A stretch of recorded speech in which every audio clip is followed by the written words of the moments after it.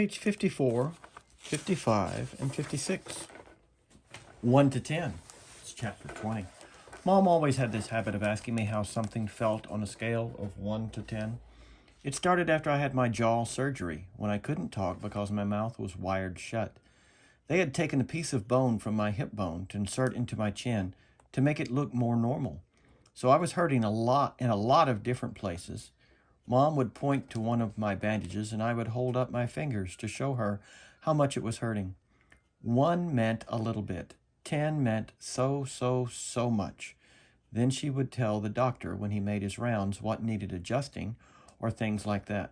Mom got very good at reading my mind sometimes. After that, we got into the habit of doing the 1 to 10 scale for anything that hurt. Like I just had a plain old sore throat. She'd ask 1 to 10, and I'd say 3 or whatever it was. When school was over, I went outside to meet Mom, who was waiting for me at the front entrance like all the other parents or babysitters. The first thing she said after hugging me was, "So how was it, 1 to 10? 5, I said, shrugging, which I could tell totally surprised her. Wow, she said quietly. That's even better than I hoped for. Are we picking Via up? Miranda's mother's picking her up today. Do you want me to carry your backpack, sweetness? We had started walking through the crowd of kids and parents, most of whom were noticing me secretly, pointing me out to each other. I'm fine, I said. It looks too heavy, Augie. She started to take it from me. Mom, I said, pulling my backpack away from her. I walked in front of her through the crowd. See you tomorrow, August. It was Summer. She was walking in the opposite direction. Bye, Summer, I said, waving at her. As soon as we crossed the street and were away from the crowd, Mom said, Who was that, Augie? Summer. Is she in your class? I have lots of classes. Is she in any of your classes? Mom said. I don't know. Mom waited for me to say something else, but I just didn't feel like talking.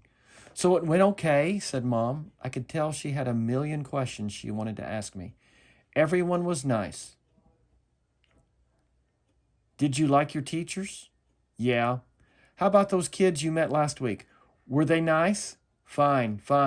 Jack hung out with me a lot. That's so great, sweetie. What about the boy Julian? I thought about that Darth Sidious comment. By now it felt like that had happened 100 years ago. He was okay, I said. And the blonde girl, what was her name? Charlotte, Mom, I said. Everyone was nice already.